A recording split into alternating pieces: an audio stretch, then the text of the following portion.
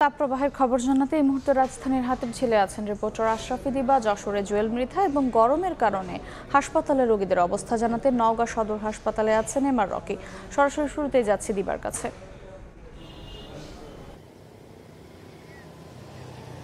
বেলা বাড়ার সঙ্গে সঙ্গে সূর্যের চোখ রাঙানি যেন আরও বাড়তে শুরু করেছে, বাড়ছে তাপমাত্রা এবং অতিষ্ঠ হয়ে উঠছে কিন্তু নগরবাসীর জীবনযাত্রা। এই যে যাদের কাজ নেই তারা কিন্তু কাজ প্রয়োজন ছাড়া ঘর থেকে বের হননি, কিন্তু যাদের প্রয়োজন আছে তারা কিন্তু জীবিকার তাগিদে বিভিন্ন প্রয়োজনে কিন্তু ঘর থেকে বের হচ্ছেন। এবং যেমনটি তারা বলছেন যে এই 3 দিনের যে হিট অ্যালার্ট জারি করা হয়েছে, অনেকে এই বিষয়ে সচেতনও নয় এবং অনেকে এই বিষয়টি এখনো পর্যন্ত অবগত না। তারা যেমনটি বলছেন যে কাজের তাগিদে তাদেরকে সতর্কতা জারি হলেও তাদেরকে বেরোতে হচ্ছে, কারণ তাদের পেটের জ্বালা মেটাতে হলে তাদের কিন্তু রাজপথে বেরোতেই হবে। তাই গরমের যে তীব্রতা সেই অতিষ্ঠ হয়ে যাচ্ছেন, অনেকে অসুস্থ হয়ে পড়ছেন, তবুও কিন্তু রাস্তায় বেরোতে হচ্ছে। এদিকে ঈদ এবং বৈশাখী দীর্ঘ ছুটির পর কিন্তু স্কুল প্রতিষ্ঠানগুলো আগামীকাল থেকে খোলা হচ্ছে, যদিও সংশ্লিষ্ট মন্ত্রণালয় থেকে কিন্তু প্রজ্ঞাপন জারি করা হয়েছে যে স্কুল খোলা হলেও স্কুল শুরুর আগে যেই অ্যাসেম্বলি বা প্রার্থনাটি হয় সেটি কিন্তু বন্ধ রাখা হচ্ছে এই অতিরিক্ত গরমের কারণে।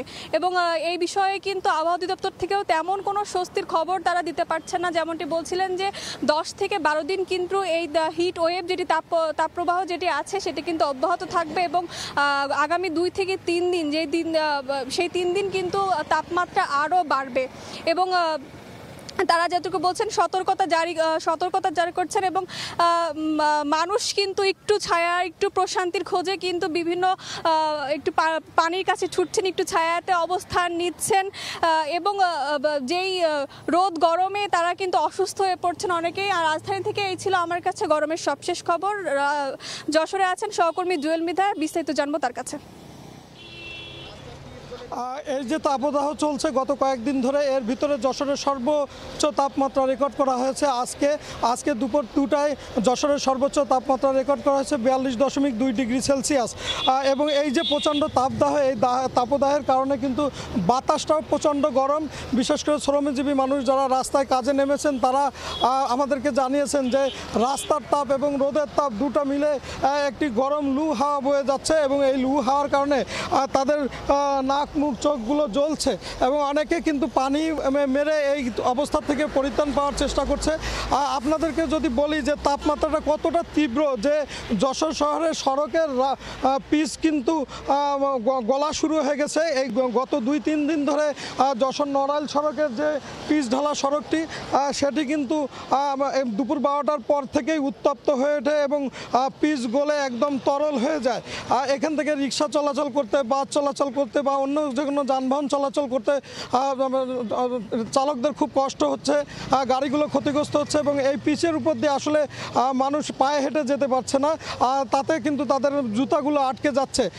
এবং এই যে তাপদাহ, এই তাপদাহের কারণে কিন্তু আজকে অভিভাবকদের একটা দাবি ছিল যে স্কুলগুলো বন্ধ রাখা, কিন্তু অভিভাবকদের সেই দাবির আংশিক একাত্মতা হয়েছে সরকার ইতিমধ্যে প্রাথমিক ও গণশিক্ষা মন্ত্রণালয় প্রাথমিক স্কুলের অ্যাসেম্বলি বন্ধের নির্দেশ দিয়েছে। তবে অভিভাবকরা প্রত্যাশা করে যে এই গরমের ভিতরে স্কুলের কার্যক্রম বন্ধ থাকবে।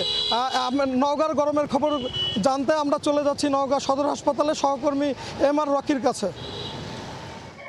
মৌসুমের সর্বোচ্চ যে তাপপ্রবাহ এই মুহূর্তে বরেন্দ্র জনপদের উপর দিয়ে বয়ে যাওয়ার কারণে এই অঞ্চলের মানুষ আসলে এই মুহূর্তে অনুভব করছে একটা তীব্র তাপদাহ এবং গত কয়েকদিনের তুলনায় কিন্তু এই সপ্তাহে তাপমাত্রার যে পারদ তা কিন্তু সর্বোচ্চ পর্যায়ে ঠেকেছে।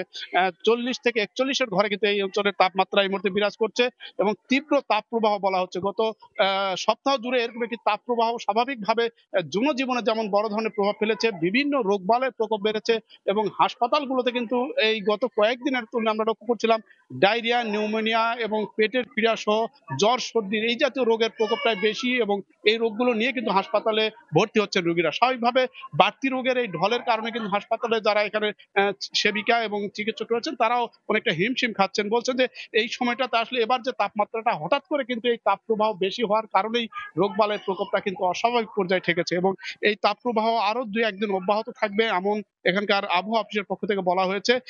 আরেকটি বিষয় আমরা লক্ষ্য করছিলাম, সকাল 10টার পর থেকে কিন্তু তাপপ্রবাহ অধিক হারে বৃদ্ধি হওয়ার কারণে কিন্তু রাস্তাঘাটগুলোতে অনেকটাই লোকজনের উপস্থিতি খুবই কম থাকছে এবং চিকিৎসকদের দিক থেকে বলা হচ্ছে এই বৈরী আবহাওয়ায় আসলে শিশুদের বাড়তি সুরক্ষা, হিট স্ট্রোক থেকে রক্ষা পাওয়ার জন্য বয়স্কদের প্রতি বাড়তি কিছু নজরদারি এবং শীতলতম স্থানে রাখার পরামর্শটাই দেওয়া হচ্ছে এই বৈরী আবহাওয়া থেকে। তো সব মিলে একটা বিপর্যস্ত অবস্থা কিন্তু এই মুহূর্তে বরেন্দ্র অঞ্চলের উপর দিয়ে বয়ে যাচ্ছে এবং তীব্র তাপপ্রবাহ অনেকটা অস্বস্তি বাড়িয়েছে।